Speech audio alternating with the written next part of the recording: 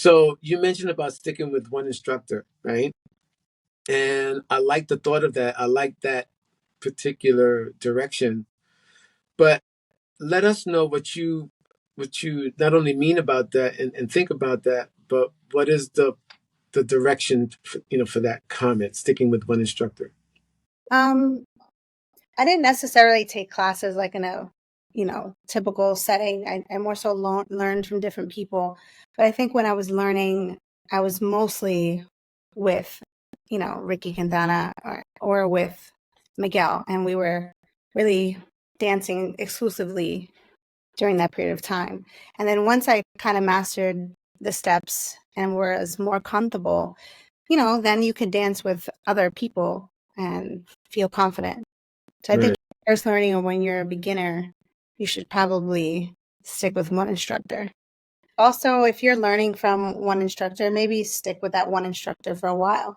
I Hmm. think everyone has a unique style, and um, but just mastering a few of the easier steps first is Hmm. helpful.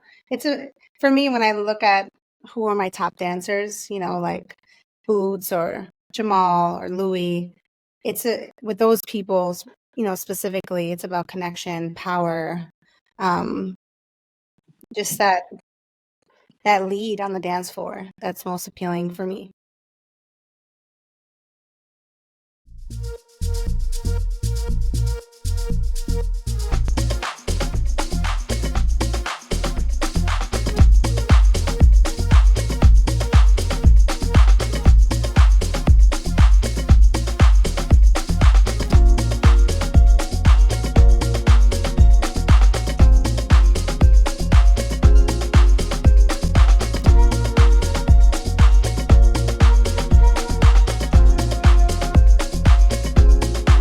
Hey, Mike Bello here in the N123 Studios, and our guest today for the Let's Talk Hustle podcast is the sweet and beautiful and wonderful dancer Lauren Fotinos.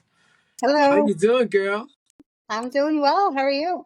Oh man, I'm living my best life. This whole thing called Latin Hustle is just my focus in life. So I'm having a great time. I'm really happy too that you decided ultimately to come on as a guest. I know you had the heebie-jeebies about it, and I guess my powers of persuasion was pretty good. Yeah, right. I sent you that. I sent you Yolanda's interview, and hopefully that really convinced you that we're really going to take care of you and that kind of thing. Uh, Absolutely. so, if you don't mind, I'm just going to jump right into the questions. And the first one I have is, up until recently, I always thought that you were a salsera, but you never really danced salsa, right? No. Yeah. So, and yet you have that classic OG style of dancing hustle. Where did you assimilate your dance style? I first learned at DanceSport watching pretty much my sister, Eleni Fotinos. She was the co-owner with Paul Pellicoro at the original DanceSport studio on 59th Street. Wow. So I Wow. grew up running around the studio, watching everyone, and that's how I developed the love for hustle.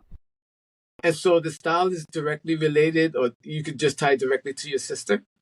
No, actually, I would say the style is from a lot of people. Watching Paul Pellicoro, Ricky Quintana, Miguel Marrero, and a bunch of other people in the studio, Kelvin, Ron, just watching all the professionals dance and teach classes. And I was a young girl just running around the studio and, you know, jumping in here and there. So they all have a piece. I see. Right. And you were, how old were you? I think I started around 8 or 9, and then I started dancing around 11, Oh, really getting into hustle. right, right. Wow. That's a great age to learn, actually, because you must have picked up a lot of stuff very quickly. Yes, yes. And styling for women is so specific, as opposed to timing and getting that connection. I think connection and timing is a whole lot easier than style. Style takes a while to establish and to really settle in and bake that in. And your Mhm. style, I just love the way you dance Thank because, yeah, I started, back in the 70s and I danced off and on all the way up to like the mid 80s, and then I veered off in another direction.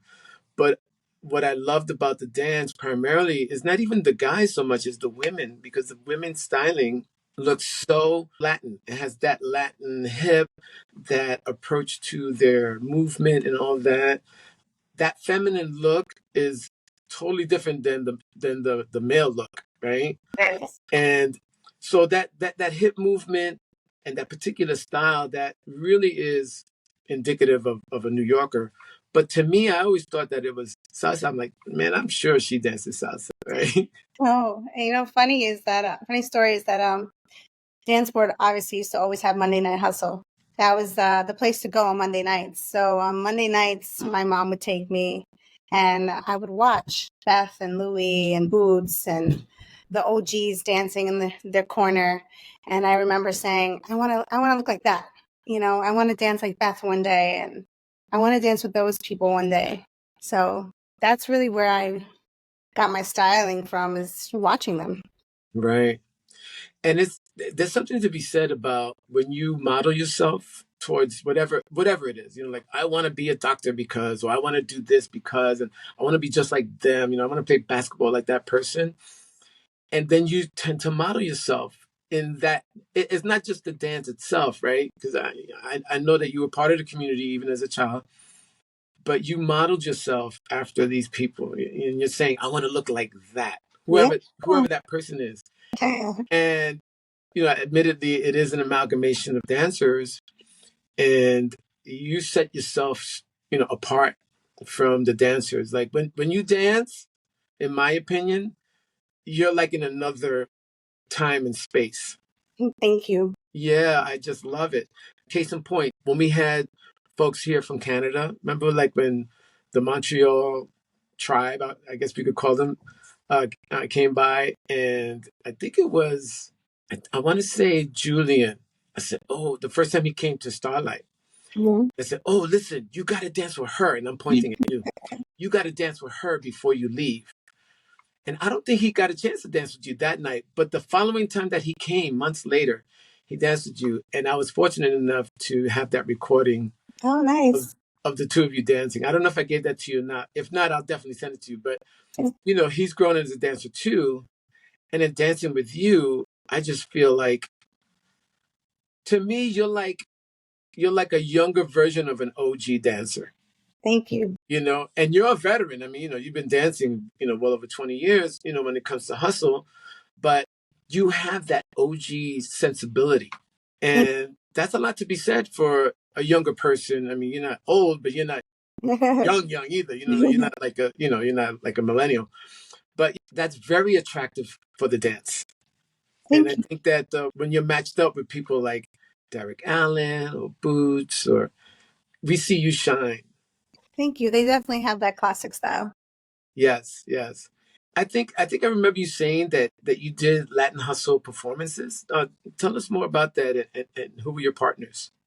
I did a competition. My first competition was with Miguel Marrero, but Mm.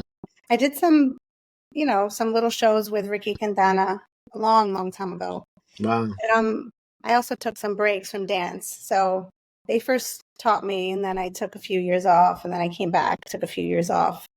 And I've been pretty much back for the past 5 years. So just about COVID time? Like, you came back just before COVID, or It's 2018. 19? Yeah, okay. Yeah, I started to come back. I became a mom, so that took up a lot of my time in the Yeah. beginning. But I do not compete. I only did one competition in Miami, and that was a while ago. I think I Mm. was 13, 12 or 13. And I sent you the photo of that. Yes, I had that. Thank you so much. Like, when I do the like, once this episode goes up, I'll have a little montage. And I think in your case, the montage will include photos, besides videos of you dancing. So yeah, that's it's a beautiful thing to see that too, because there you are, little Lauren, and she's, getting ready. And you probably didn't even weigh 100 pounds. I was probably about 100 and something pounds. Really? Wow. So, and I know Miguel did a lot of aerial work and stuff, right? So you were up in the air a lot? I was in the beginning with Miguel and with Ricky. Oh, nice, nice. Wow, I would have loved to have seen that. And too bad there are no videos of that. No, oh, no. That would have been special. I know. We needed you back then. Yeah. Right. Right. So what? So you said you were like, so that it was the only competition you were in. Only one. How did you place? Second place. Oh, not bad. What year was this, if you don't mind? I don't remember the year exactly, but I was probably around 12, around 11, 12, 13 I years see. old. I'm not Right, sure. right. But I know it So, was in Miami, and I was there because my sister was also judging the competition then. So I oh, went I there. see. Was that IHSC? Billy's event? Yes, Billy's event. Nice, nice. We've been going to Billy's event for a while. Yeah, I mean, why not? I know. It's like, and I'm glad that, he's kind of brought it back, Yes. and he has some surprises too coming up. I've been speaking with him recently. So the hustle is really, really making some strides post COVID. So that's really good. That's really, really happy news. So, I see we'll take a slight departure. I see from your social media that you travel a lot with your family. Hmm. Uh, do you also travel for hustle? And if so, which destination or event is your favorite? I recently have been going to LA and Miami, and I just got back from Chicago. So they're all great. Do I have a favorite? Mhm. It's really about the people. It's not really the location. It's I just, see. yeah, I like them all. They're all Yeah. great. Great So events. in these events, you normally just go for dancing, for the social dancing? Just social. I don't compete. Right. I'm not interested in competing. It's never been my thing. Hmm. I'm more Or so, even watching? Do you watch the competitions at all or no? I used to. I haven't recently, but I think I'm going to. Yeah. Yeah. It's interesting to see the the development. Like I'm kind of like you too. Like the competitions really don't interest me. But what does interest me is the development of dancers, especially if I've seen their growth or I'm participating in their growth by viewing. I think competitions are a type of leveler to level up your experience with dancing with other people and doing new and courageous things. Sometimes you're doing stuff you wouldn't do normally when you dance socially. And when you do that, it brings out something in you as a dancer. So yeah, I'm not crazy about really watching all the competitions, but some of them, more of the intermediate and up, because I tried to do that the first when I went to LA the Mm. first time, the year before last, and I'm like, okay, I'm gonna record everything, right? Yeah. And I recorded a lot of stuff, and after a while, I was like, I got burnt out very quickly, and I realized that it's not really important in that regard to capture all of that, especially the lower levels, like beginner level competitions. But when you're feeling confident with yourself as an intermediate dancer, and then you're presented with, let's say, like these Jack and Jills or like these proams, especially Mhm. proams are a good example, right? Because you're dancing with a pro, so they're gonna give you the best that they can give you, whether the pro is a follower or if the pro is a leader, right? So that amateur is going to try to do the best they can, and they're going to be given that opportunity with their pro. So when you see that, and then especially if they get placed, I've noticed when they dance socially afterward. Like one example, I'll just give you one example. Miyoshi, right? Do you know Miyoshi Pearson? Yes. Most of the hustle community is not going to know, although they've seen her videos, I'm sure. Yes. But before the competition, her dancing was a certain way. And then after that competition, I want to say it was at Disco America. Okay. And then I think she was matched up with, one time she was matched up with Calvin, I think. And then she was matched up with Paul Palcoro. Okay. After that, her dancing it just elevated, like dancing socially, Yeah. her dancing elevated. Well, You know? two of the best dancers there. Right, right. So it's like, that's interesting. So I know in your case, even though you didn't compete, you were surrounded by stellar Yeah. dancers. Yes. And so just by association and osmosis and being around them, wow, I wish I'd have been there to see that. Well, DanceSport was a special place. So Yeah, which I missed. I wish I'd have been there. I was living in LA at the time throughout the whole dance sport era. But I've seen videos, I've seen folks dancing, and wow, missed a lot. Did you get a chance to dance with some of those folks that are not with us any longer, like like Artie Phillips and the like? I don't think I ever danced with Artie Phillips, but I definitely was there watching him dance. Right. Yes, He's another special individual. definitely. Yeah, I wish I'd have even just to watch him live, that would have been, there are a couple of videos with him, right? Well, he was Uh, there. Monday Night Hustle. every night, every Monday, right? He was there. Yeah, wow, wow. Yeah, there's something to be said, I think. I mean, you enjoy watching as much as dancing, I believe. Totally. We learn a lot from watching. Ah, yeah, that's true. That's true. I know for me, being that voyeur behind the camera, that's a special little thing for me because I do enjoy watching people dance. And I especially love capturing those moments when people happen to be doing something extraordinary. I love it. Like when you're dancing, I feel like watching you is extraordinary. Thank you. Yeah. Am I blowing your head up too much? No. Everyone has their unique style, and I think that's what's so special about all the great dancers and all the dancers actually. Yes, No yes. one has the same style. That's true. I mean, there are some cookie cutter styles, or I should say groups of people that have relatively the same style. But yeah, I agree with that most people have their own style. And it's good that they try to encourage their own unique personality in their dancing, Yes. you know. So during COVID, a lot of us put on weight, while sharing our home with a fridge, right? How have you been able to stay in great shape, especially since afterwards? Well, during COVID, actually, we a few of us were dancing on the pier, Christopher Street Pier. Right. Just a handful of us, and it was like, Boots, Rinaldi, myself, Sarah, Gail, Jamal, and a few others. Louie, Beth came out, Marilyn, and we just kept expanding our circle and dancing on the pier throughout all of COVID. So that was very special for us. Wow. Yeah. Yeah, I went once. I remember it being cold, but I had a good time. And And I went in my very early return. This was when I went just around the time where New York kind of reopened, Mhm. but there was still restrictions. Like you still had to wear a mask, even at the pier, right? You still had to wear a mask, couldn't have more than 10 or 15 people or whatever it was. Mhm. And I remember Peter was there too.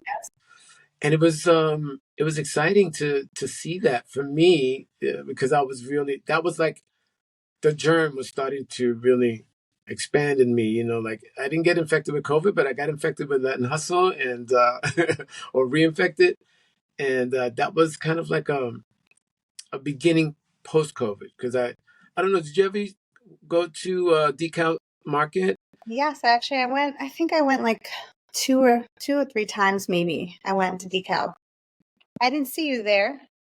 Yeah, I wasn't really a face that, because I wasn't really dancing hustle. I mean, I danced a little bit during that time. I knew the count. I didn't really know how to get started. Mhm. Again, I would dance with someone and I said, "You start." And they would kickstart me. And then when they get the and one, then I was able to do whatever. Right, I right. wasn't really that, I was super, super rusty. But I don't know if you remember this. So on the stage with Woody, Hmm. there was a guy playing congas. Do you Was remember that?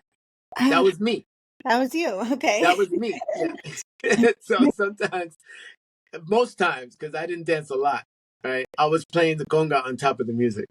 Okay, okay. Yeah, Nice. so that was me. So, but other than the dancing, did you do anything special that you did to stay in shape?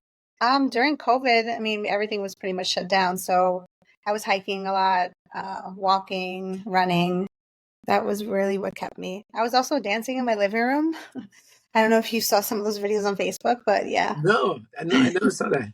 Yeah, I had wood floors at the time, and so we would dance here. Put our dance shoes on, and John Rinaldi would come over, and we'd Wow. dance here, just to stay connected. And that's on your Facebook? I got to go and I look. think so. I think maybe it's somewhere on there. Right, right, right. Oh, that's awesome. Yeah. So that's good. So that just kind of kept you fresh with hustle, but also kind of keep you nice and trim. And then we would go to other places. I think we were in Brooklyn. We went to a few, and then Sarah opened up that loft space in Brooklyn as well. That was great. That was great. And, Oscar played and Oscar was DJing, and everyone really just came together. It was like an intimate moment for all of us to basically stay connected and Yeah. develop, stronger friendships. That's one thing that I really liked about the loft, Mhm. especially for me, because, well, one, it was close because I live in Brooklyn, so that was like, I would meet Yolanda, we take the bus and then just get there, and it grew, right? Like I didn't start going when Sarah and Gil first opened up, but I started going like sometime in April of that year, like Okay. 21. And when we went, there like might have been 10, Yep. 15 people mostly. By August, I did this. I counted over 100 people. Yeah, I definitely grew. First, it was, very small, intimate group, and then it grew. And it was a lot of fun. And the good thing that I liked about it was that I'm sure you knew most of those people, but they were from everywhere, Yeah. right? Long Island, Staten Island, Connecticut, New Jersey. Mhm. They were coming from everywhere. And I was like a kid in a candy store. It just felt so wonderful. And I was kind of bummed when they lost the spot. That was a great, very nice space.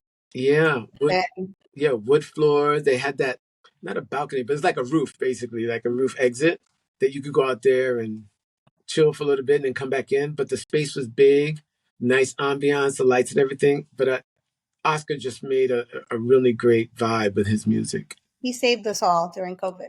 Yes, yes, that's true. That's true. Other than your sister, has anyone else in your family ventured into Latin hustle? And if so, did you have a hand in their learning the dance? No, actually, just my sister. But I don't really have any other siblings, so it was just her. I grew up watching her. She was known for her dancing and known for DanceSport. So she was my mentor and my inspiration. Wow. To her a lot. What about your kids? I tried.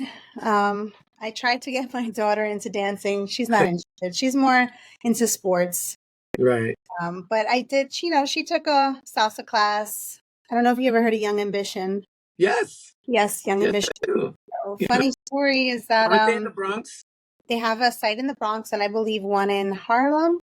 Okay. I believe. I'm not sure her spaces, but when I was a kid, how I ended up starting was Eleni and Paul had a youth program at DanceSport, a summer youth program. Okay. So she told me to take it, and I was there in the summertime. And Lily, who runs Young Ambition, was the instructor. She was spearheading it. So that's how I learned a little bit of salsa with her. Okay. And I Yeah. ended up running into her at an event in 2018. And Okay. it's like, oh my gosh, I have a daughter now. I'm going to put her in your classes. So I signed my daughter up, and she was taking classes with Lily for a while. And yeah, it just wasn't her passion. And it's okay. I'm sad about Yeah. I know it. exactly that feeling. I know exactly that feeling because when I was in salsa, I have a deep connection to salsa, and I used to teach mambo and all that. And one of my daughters really got into the dance, but I have three other kids, and they weren't interested. It No. was like, and I was so disappointed. But you can't force them. You have to let them make their own choices. Yeah. Hopefully she'll come around. I have I hope. think so. I think so too. And it would be awesome because, you and your sister, you look so much alike. And your daughter looks so much like you too. She's like, that's your mini me, especially when she puts on the glasses, right? Yeah. And I'm like, oh my goodness. And then if she does hustle, forget about it. No, I'm like, you have all the pros, everyone at the Right? hands. Let's go. And she's like, no. Oh man, that's crazy. Wow. Maybe my So, son. We'll see. well, when that happens, I hope that I'm one of the people that get to know that she's dancing. Because I Yeah. want to, at the very least, I want to be able to watch. I brought them to Central Park, I think last year or the year before. Okay. Majik, do you know Majik? Yeah, Majik, yeah. He taught my daughter a little basic there. So Yeah. we're exposing slowly. Yeah, Majik teaches everybody. Yes, yes. Yeah. If you leave it up to Majik, Majik be like, oh yeah, I taught her. Yeah, I taught her too. Yeah. Oh, did you see that girl over there? I taught her. So so you've danced with many of the best dancers in Latin Hustle, but hands down, who is your all-time favorite? Oh boy, the question of the day. There's so many. I can't just narrow it down to one, but Mhm. definitely I have like a top three maybe. Okay, let's do that. Boots for sure. I love him. He's wonderful. Jamal's a great, wonderful lead. Louis, great. So those are pretty much up there. My top three favorite. There's so So many more though. yes, yes, I know, because I mean, you've been through a lot of great dancers, but it's good to know. So, because John Boots Mauricie, and then Jamari Galt and Louis Orlando, Mm-hmm. and they all are so special in their approach to Latin hustle. Yes, yes. Yeah, Back when I was younger, if you would ask me that question, it would have been probably other people like Ricky Quintana. He was definitely holds a special place in my heart. Miguel Marrero at that point in my life. But right. yeah, currently those are my top three. Currently, so like in a few more years, it could be other people. I don't know. Because it's getting so the international scene is becoming more prevalent, Yeah, and our connection to them seems to be more frequent now, so you yeah. might be running into more of those people. Like, have you ever had a chance to dance with Cozy? I think so. Yes, I think Right. so. LA? Yes, in LA, I believe Right. so. I dance. That's one of the great things about traveling is dancing with new people. When I went to LA or when I go to Miami, even in Chicago, just meeting new dancers and dancing with them. In Miami, I actually danced with Derek Allen. First time dancing with him. Phenomenal dancer. In Miami, you saying that's the first time you danced with him? Yeah, first time I danced with So Derek that's Allen. the video. Do you mean the video that I got Yeah. of you and him dancing? That was the first time you danced with him. Wow. Time. So, yes, definitely. It's amazing dancers. I wish I can dance with them more often. Yes, yes. Well, he doesn't come out that often, but because he still lives in Long Island. It's funny too, because just the other day I had to interview him. Okay. So, yeah, it was great. But if you ever get a chance, I know your time is limited, but if you ever get a chance to go out to the Long Island venue Cancun, the one that Derek Mormon promotes, he comes out with Alex Kutska. You know Alex too, right?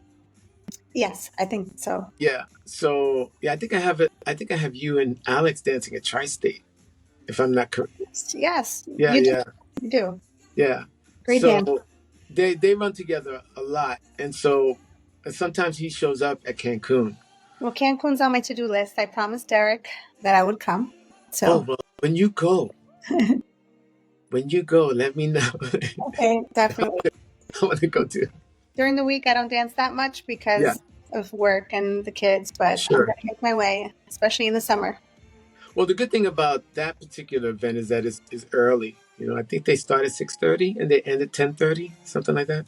Perfect. So that's not too bad. The only thing though is getting there, because like for me, I don't drive, so I have to either figure out a way of getting a ride or what have you. But sometimes I've gone with Marco, and I know you have a history with. Oh, yes, Marco and I go way back. Yeah, I saw the pictures. Yes, way So when you can make it out there, you should, because it is a club, so it has that club feel. The sound system is wonderful, and all of our DJs have played there. That'll be a great experience, and I would love to capture you there and maybe grab a dance or two with you. So that's absolutely. awesome. So I'm over here still looking at some of the questions that I still have. Funny story, folks, those of you who are watching. So I've been, the podcast is new, right? Lauren, you're like number 6. Okay. So I'm reaching out to folks and I'm trying to get a schedule and all that. At first you were kind of, leery about it until you saw Yolanda's interview privately. And then you were at that swing event this past weekend. Yes. Yeah. You went with Veronica. Mm-hmm. So then I reached out to you about it. I had forgotten that you were there. And then you say, oh, I'm over here, but when I get back, I'll let you know. And I'm like, okay, cool. So now I know that, she's gonna be on. Awesome. And then today, hey Mike, I'm in the city. I'm gonna be blah blah. I'm gonna be home like 3:30. And it was like 1 o'clock. And I'm like, what? I didn't have any questions. Sorry, I'm And I'm off like, the oh, I phone, so I don't figured let me contact Mike. right. And you were like gung ho, like, okay, let's do it. Let's come on. I'm like, okay. And it turned out that, I wasn't sure I could even come up with enough questions. And it turned out okay. So I'm really glad. But one of the questions that when I look at my iPad now is you're in a unique situation where you're young, but have the dance sensibilities of an OG. What advice would you give to those that are experienced dancers but want to level up the Latin hustle game? Advice. Dance with everyone, expose yourself, dance with everyone, but also don't be afraid to tell some of these inexperienced dancers to slow down because you can hurt yourself. So I always tell people, like, people used to tell me whenever someone's going too fast or too rough, get heavy. So that would be my advice, try to ground them a little bit because you could get hurt. Yeah, that's great advice. It's difficult sometimes for I'm just going to say newbies, for those who are not at that comfortable level where they're very confident of themselves, and I think it's hard, especially for followers. I think they want to be, amenable and agreeable and all that. And for the most part, hands down, compared to other genres, our community, the hustle community, when it comes to dancing, is very familial, right? There's a lot of sharing going across like that. So it's easier to do what you're saying, but I can still see how it could be difficult for a follower to let a leader know that they may be doing stuff that's too much for them, or for a leader to tell a follower, hey, you're dancing too heavy, or you're dancing too light, like you could Mhm. be ahead of It's the timing or behind the timing or whatever. it's really about connection, I think, because if you have that connection with someone, usually a good leader, a good follower could follow along. I'm sorry, a leader can have a follower follow along easily, more easily. Yeah, so connection and also knowing that you don't have to do so many fancy things. It's better off to stick with a few steps that are, master those things first before you get into styling and different stunts or anything like that. So just keep it simple, classy. Yes. Mm-hmm. So funny because almost word for word, you said, but we were talking about a similar topic, not this specific topic, but of course, we'll always come around to how we interpret the dance and how we, connect with our partners of the moment and things like that. And he said something very similar. He mentioned that, you know, you don't need to do a million different things, Oh, and a lot of times it's not going to serve you. But if you master just a couple of them, you're going to be good. You're going to be great. it's And, true. yeah, I think part of the part of the thing with this day and age, and it even goes beyond dance, is that people want to be their future selves now. And so they want to look good, be great, dance, all the kind of stuff like their idols, or the Mhm. people that they want to look like. Yeah, I want to dance like that person, right? And they're doing things that detracts from the dance. It's true. And so all they need to do is just step back, right? I think you step back, and I think also if you're learning from one instructor, maybe stick with that one instructor for a while. I Hmm. think everyone has a unique style, but just mastering a few of the easier steps first is Hmm. helpful. For me, when I look at who are my top dancers, like Boots or Jamal or Louis, with those people, specifically, it's about connection, power, um, just that lead on the dance floor. That's most appealing for me. Certain amount of power there. Louis talks a lot about that connection piece. So if you ever get a chance to talk to Louis, Yeah, I've had questions about that. and Yeah, framework. yeah, So frame. That's his Right. big Yeah. frame is his big thing. Yeah, yeah. But I'm glad you mentioned that because that's if we can go in that direction for a minute. So you mentioned about sticking with one instructor, right? And I like the thought of that. I like that particular direction. But let us know what you not only mean about that and think about that, but what is the direction for that comment, sticking with one instructor. I didn't necessarily take classes like in a, typical setting. I more so learned from different people. But I think when I was learning, I was mostly with, Ricky Quintana or with Miguel. And we were really dancing exclusively during that period of time. And then once I kind of mastered the steps and was more comfortable, then you could dance with other people and feel confident. So I think Right. first learning or when you're a beginner, you should probably stick with one instructor. It's good to dance with everyone. I mean, I never say no to anyone who asks me to dance. I think Right. that's super important. You learn different things. But right when you're first starting out, I would say probably stick with one instructor for a while. I think that's good advice, primarily because not every instructor teaches not only the same way, but there are a lot of instructors that have different or contrasting ideologies when it comes to dance. And I'm not just talking about hustling, but even in other dance, partner dance forms like salsa or swing or And whatever. And I think that is sage advice to be able to stick with one person who gives you the the really rock solid foundation that you need, right? Because if you go with another instructor and they have either a differing I'll give you a classic example. So there are different ways to do turns and spins, right? The result is the same, but the technique could be different, right? Mhm. There's not one solid technique that this is the way you turn or this is the way you spin. I mean, there is, but you could do turns and spins in slightly different ways. Could be confusing for someone who's new to the dance to have one person speak about when you do a turn, you prep this for, I'm thinking salsa right now. Right.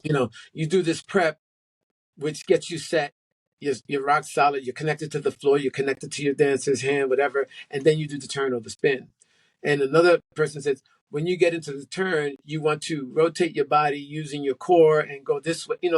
So the end result is very similar, Mhm. but the approach and the way to get in there can be confusing for a novice Yes. until they feel comfortable enough that when they start taking a class from another person and they're talking about the same kinds of things, you can cherry pick what fits for you. Absolutely. Yeah. And that's a great thing to really to consider when someone I know people right now who take classes from everyone. Hmm. And it's great that those people really want to learn. You could tell that they're dedicated, Absolutely. And you but I learn. think that they may not even know that they're getting all this information and they're, when you do this or do that, someone was telling me the other night, oh, I was told when you do X, I got to do Y and Z. And in my brain, I'm going, I wouldn't necessarily do that. Or, for me, Right. I wouldn't necessarily do that. It does work, but I would have done it a different way, right? But I can't inflict unless they were coming to see me, as their source. I can't. I just had to go along with it. It's like, yeah, that's good. Do that, right? Because if you do that, great. When you get to a point where I think you should be doing something else, you can go, oh, this is much better. Oh my God. But now at least their performance, their own personal performance is good because they followed this technique until they found a better one. And your dancing will evolve for sure Yeah, as you keep right, dancing and keep dancing with new people and new instructors. Your dancing will evolve. right. Hopefully. That's the beauty of it all, though, Yeah. right?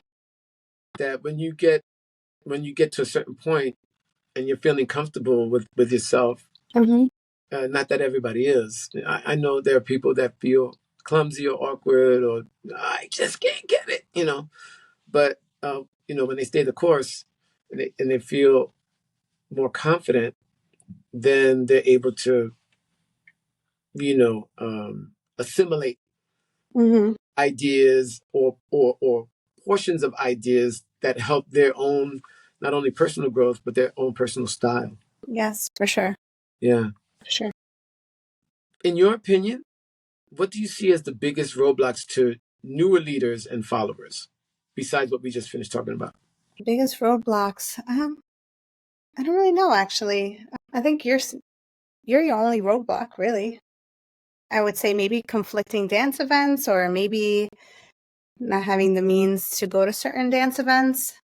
That could be it. A lot of people definitely want to travel and definitely want to go to a lot of the events, and affordability is definitely an issue for some. Hmm. So Yeah. I would say that would be it for me. And when it comes to like because there is a larger influx of not just younger people, because there even people, young people, but in their like 30s, 40s, and older people in their 50s and 60s that are new to hustle, and they're getting involved. They want to learn more. They want to be at these events because it's exciting. I mean, what's not to like, right? Is it the same for, intergenerationally? Is it the same, or is it different depending on, where they're at in life? I think it's the same really for anyone. I mean, there's so many events happening distance wise, just being able to make it to certain places, work schedules, family commitments, all that plays a role. And Right. also wanting to be everywhere at the same time, I guess. Right. Like me. I I gotta go. I gotta be there. know. So sometimes you have to pick and choose which one you go to, Right. but you want to see them all. You want to go to them all. You want to be part of everything. So Yeah. How important is health and fitness relative to dancing hustle? how important is it rather than?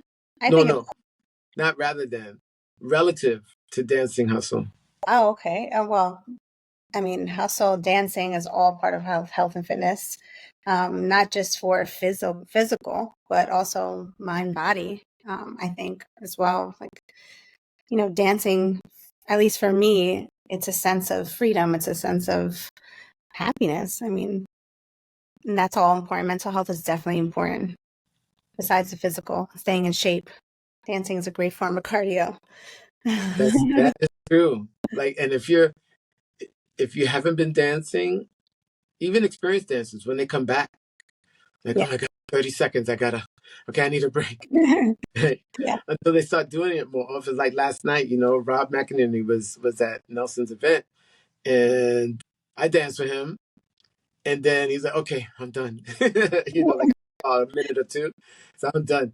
Because he's just coming back, after I don't know how long. He said it was a long stretch. Me, having danced salsa and all that, my stamina was pretty good anyway. But it's different. Salsa is different than hustle. Even for a leader. I mean, the follower does, hands down, does more work than the leader. But even as a leader, you can get winded with the tempos that we're dancing at. I still And get winded. I still get winded. yeah, okay. Yeah, I mean, I know some people can dance. Wow, it's like John, like Boots. Yeah. He could dance. I think I've had him. I think I've recorded one or two videos of him 15 minutes. Like Veronica. Veronica is a machine. Yes. She could dance forever. Yolanda now can dance for a long time. She'll be tired, but she'll dance until you quit. And I give them a lot of respect for that, because that's a lot to do for even 5 minutes. It's true. You do a 5 minute song, and then you check your pulse. It's like, oh my God, it's up there. But I All think has to do with the leader too. I mean, if you have a good lead, I mean, we just keep going. right, lead and music. Yes, and music. Yeah, sometimes it's that one song. No, don't stop. Don't stop. Let's keep going. Right? Playing the music, you don't want to get off the dance floor. You don't want to get off. Yeah, some music, it's good, but you're like, Yeah, I could pass, or I don't have to dance to this one. But then, wow, last night Nelson played some music. I'm sorry, but this is a slight tangent, but all hustlers like classic, disco. View. And the classics, not necessarily disco, but music from the era, all through the 70s, right? And maybe early 80s too. And even beyond that, we still call it classic. And so you go to an event and they're playing the same classics at every event. The same songs. You dance to, oh, yeah, they're good. They're really good. They're really good. But I mean, if you're going to more than 2 events a week and you're hearing the same songs all the time, after a while, it kind of gets a little old. But last night, the last 3 nights that Nelson was playing at his event, which is every other week, he played some classics, I hadn't even heard in a long time. Wow. I'm over there, and if you've seen my videos, I'm singing, I'm singing. I was dancing, I was singing to this stuff. Oh my goodness, Well, Nelson is great. He's amazing. Yeah, in my opinion, he's probably the top or one of the top DJs when it comes to really paying attention to the dancers. And granted that depending on the venue, he plays a different way because they want him to play certain Mhm. ways, But when you leave Nelson alone and Nelson's playing Nelson, wow. Yeah. Hold on to your socks. I think that's the job of the DJ, is just, knowing your audience and watching the dance floor. Yes. But Yeah, it's also a job of management, ownership, or whatever, to let the DJ do their thing. absolutely. Especially if they've been, on the planet doing that thing for almost as long as the dance has been around. Mm-hmm. They know what's going on and they know how to do it. Sound levels or music choices, or let the DJ play. Especially if they know what they're doing. Yes. But getting back to the fitness thing, how do you feel about specific physicality in dancing, like your core, let's say? How do you feel about, should dancers pay attention to that, or does it matter? Oh, absolutely. Definitely hold yourself upward. Hold tight frame. Definitely, for sure. Posture, putting your body forward. All that plays a role. Yes. Don't stick your butt out, right? Yeah, I mean, I know you've heard of dancers feeling very heavy on the dance floor, Yes. or dancers feeling very light as a feather, and it makes it easier for the leader to lead you. So I think Yeah. pay attention to that. Yeah. That's irrespective of size, right? Yeah. A heavy dancer isn't necessarily one who is physically heavy. No, not It's physically heavy. how they dance. Yes, how You you can dance. belt and everything. You could be a Roger Rabbit frame and everything, and then be very heavy in your dance. Exactly. The leader feels like, why do I have to try to move them through this thing? They get the cue. There's something I learned a long time ago as an instructor when I used to teach Mambo and all that, is that leading is an indication of direction. You do a specific thing, and the follower should know what to do with that thing that he's indicating, Hmm. right? Doesn't necessarily put you there. Right. And, sometimes if you're doing something really tricky or crazy, you might have to be a little bit more physical with it because they may not be aware or know what you're going to do. They've either never had it done to them before, or what have you. So you have to be a little bit physical, but not so physical that you're really like putting him in a physical prison, so to speak. Right. And but if your core is good, if you're connected to the floor, you're connected to your partner, then your movement becomes, you facilitate the movement Right. better. Fluid. You're more fluid on the dance floor. Right. Right. So what are your thoughts on present day Latin hustle and the direction of the global dance community?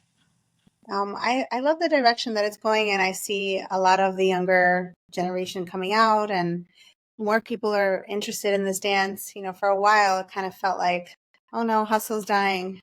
But recently, in the past couple of years, so many people have been interested. We see a lot of people from Taiwan, Japan, Montreal. A lot of the new stylers are coming.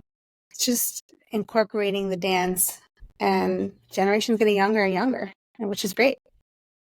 Yes, I think you hit it on the head, in my opinion, from what I've been seeing. You hit all of those points, and it's very true that internationally, especially we're becoming more aware of the international presence in Latin hustle and in other forms of hustle. They're excited, Mhm. exciting. It is. It's so exciting to see. Yeah, to see that, and like sometimes I'm watching a video of some of the Canadians or some of the Asians, the Europeans, and they all have a slight slant to their approach to hustle. They're doing Latin hustle or what have you, or they're doing new style hustle, and they're doing it their way. Mhm. And you see, especially if you've been watching them for a while, you see their evolution, their growth, Yeah. their trajectory. I think music has a lot to do with that as well, because I think for a long time people associated this dance with 70s music. And now you can incorporate pretty much, a lot of different mixes, pretty much anything. And it really captivates a different audience, I think. So, a younger generation. We love the classics. And I'm glad you brought that up too about music. How do you feel about, like, in my opinion, I feel like there are certain songs that lends itself more to hustle than others. Some of them are too, I feel like they're too smooth or too, they don't have that rhythm or that steady beat.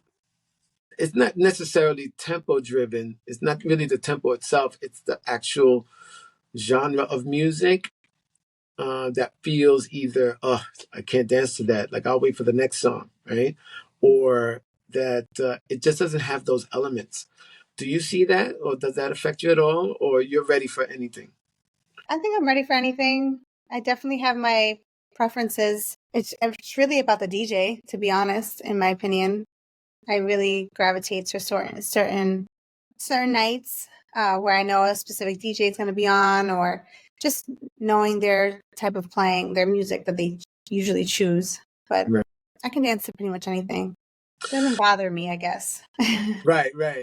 Like, okay, if someone asks you to dance, you're gonna dance with them regardless. Okay. Right, There's definitely some music that I'm like singing along to and having a better time, but right. Oh yeah, I really like this song. Somebody asked me to dance, please.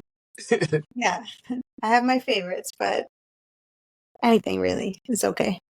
Yeah, I felt one time I was at an event, a weekender, and there was a competition. I think it was at night too, or maybe later in the day. That's probably what it was. It was like maybe 5 or 6 o'clock. They were having competitions, and the music that was selected, because especially like in the Jack and Jills, You. every time they do these showcases of each partner, they dance to a different song. And sometimes the music selection is like, oh my goodness, why did you play this? You're You. gonna kill the dancers, right? Because it just doesn't have that energy that I feel hustle needs. There's a certain, I think hustlers need to be fed the right food. Well, Mu- sometimes too fast. No, it doesn't, it's not about the tempo. No? Although, yeah, tempo, if it's like, I don't know if you know much about tempo, like 120 beats per minute, something like that. But even if it's like 110 beats per minute, which is slower and, a little bit easier, but the rhythm is good and there's that steady, four on the floor kind of thing, or it could be even like have a Latin feel to it, but it's like it's dance. Hmm. But then they play something that's like pop music, like in my head. Why did you play that? Like you don't like this couple? Why did you do that? I guess if I was competing, I would have more of an opinion, but yeah. Yeah, I would have to. One day I'm gonna we'll sit down and talk, and I'll show you examples of what I mean, because it's just, oh my goodness. And for me, I look at the whole spectrum of dance.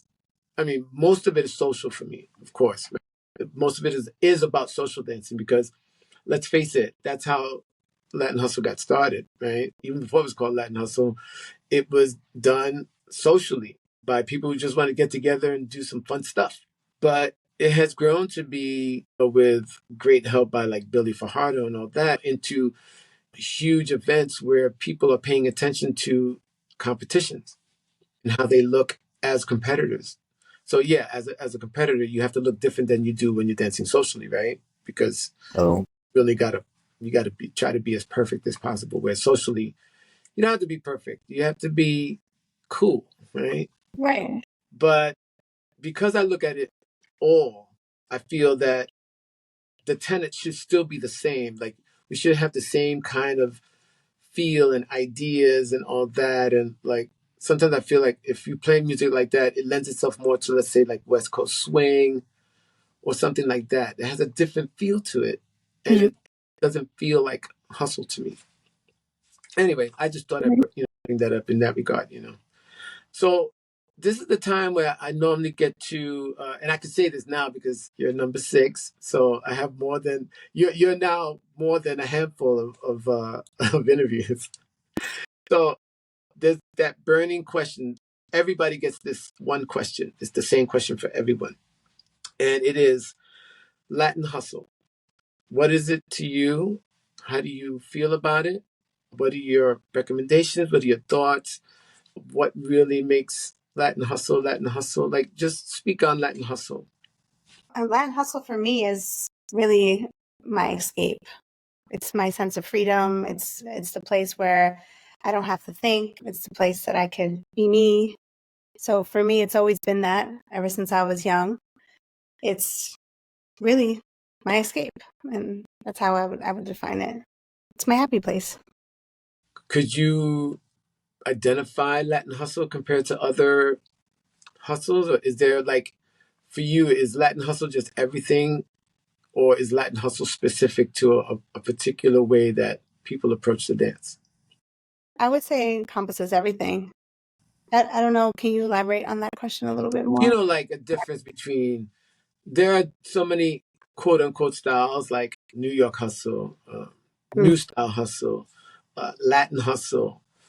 I can't think of anything else. I could say like tango hustle. Like back in the day when everybody like post Saturday Night Live and on Saturday Night Fever, it was yeah, I do that hustle and I do this hustle and I do that hustle and I do the polka dot hustle. I do the I only know one hustle, and that's the hustle. I mean, I don't necessarily call it Latin hustle or new style hustle. I mean, I never learned the new style way.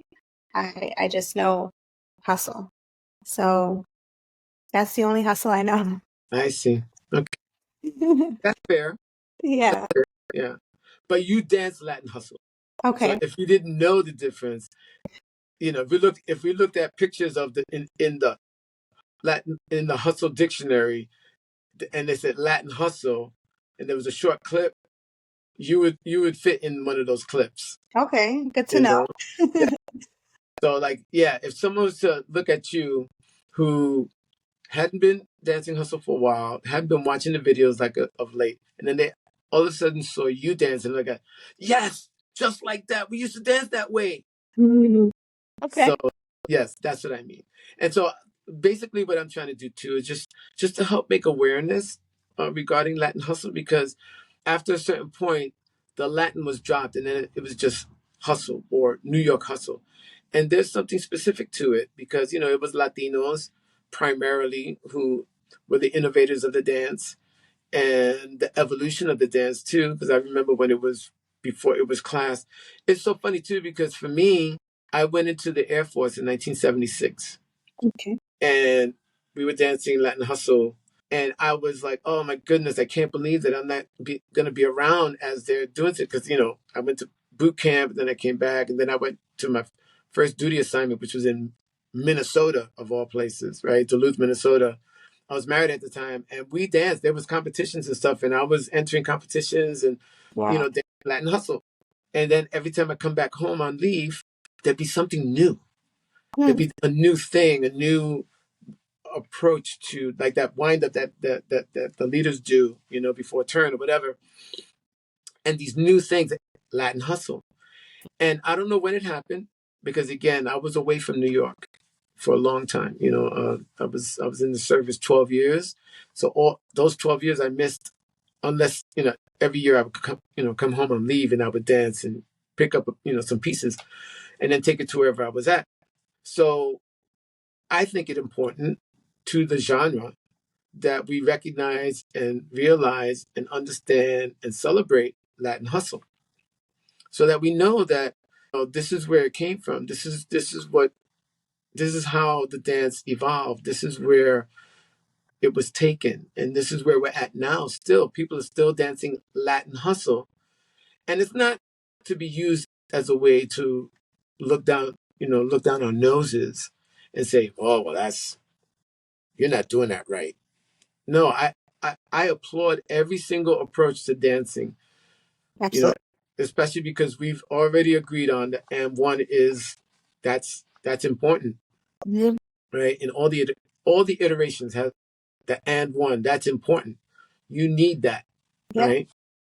And so, but we still have to recognize that the Latin hustle is the granddaddy, for lack of a better way of putting it. And so, I don't want to be the one, and I'm not the one to describe the identifier or to say that this particular thing is Latin hustle. I want folks to recognize that Latin hustle is where it all comes from, Okay. and that it's the primary dance that we're dancing. But again, I'm not.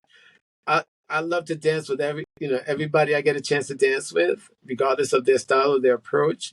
But I just like for people to know what we're dancing, and you are a symbol for Latin hustle. For and anybody who's watching this, I'll say this right now. Anybody who's watching this, Lauren is a person you want to be looking at and going, "Oh yeah, I want to be like her." You know, because it's true. You have a very calm demeanor. You can execute extremely well. When you want to put on the fire's on. Yeah, and I love it. And so we need to celebrate dancers like you, and to encourage other folks to use you as an example of the dance. So when you're out there dancing, I'm like, yes, she's here. Awesome. Thank you. I appreciate that. Yes, it's totally my pleasure. So listen, before we wrap things up, is there anything that you might want to say or that comes to mind, before we close this chapter? No, just that I appreciate the interview, and I'm happy with what you're doing, spreading the hustle and keeping it alive, and getting people from all over, capturing those moments with your videos. So yeah, I wish I had videos back then to show my Wow. kids and stuff like that when I first started. So yeah, so thank you for that. Sure. If only we collectively had the presence of mind to go, we need videos of us doing this stuff, right? Yeah. No, Oh it's my goodness. Oh, what a treasure that would be. yes. Dude. So when I see these old videos and I'm just enthralled, I'm just like, oh my God, I just eat it all up. I have so Lynette Allen, Mm-hmm. Eric's wife, she sent me some stuff. She sent me a bunch of photos and clippings, and she sent me a video. It's going to be part of the montage that I set up for Derek. Okay. I was, again, because, like you said, there weren't videos out, no, there wasn't internet. There was, little cameras that we could carry in our pocket and stuff like that. Video cameras anyway. And there's this performance with him and Lilia, and oh my God, wait till you see it. Can't wait. Oh man. His interview goes up in about a month, about 4 weeks from now. All right. But if I see you before then and I haven't archived it yet, I'll show it to you. Okay, great. Cause it's crazy. Wow. I'm like, what? I'm just loving this, Lauren. I'm just loving this. But listen, I am so excited and happy that you decided to get over the heebie-jeebies and do this. See, it wasn't bad, right? It was just No, it was awesome. sitting in the club or whatever, and having a talk. That's really what it's about. And I'm so happy that you joined us. And people around the world need to know about you. Thank you so much. If they don't already from the videos, then they should know, a little bit about you. Thank you. Talks. You're welcome. So, with that being said, folks, please click like, hit the subscribe button and the notification bell so you can be informed on every episode that goes up, including the videos, the dance videos. And just want to end it on this note. Lauren Fotinos from New York City. And wow, nice. Thank you. You're welcome. Hey, Mike Bello here in the M123 studio with the Let's Talk Hustle podcast. I want to give a quick shout out to New Circle Films, who were so gracious to sponsor me with product, especially this particular boom arm for the microphone, as well as some lighting. So yeah, it's really helped to give a greater look to the podcast. So thank you, New Circle Films. And of course, the other shout out, tongue in cheek to M123, because the podcast is residing in the M123 channel. So that's it, folks. See you in the next video.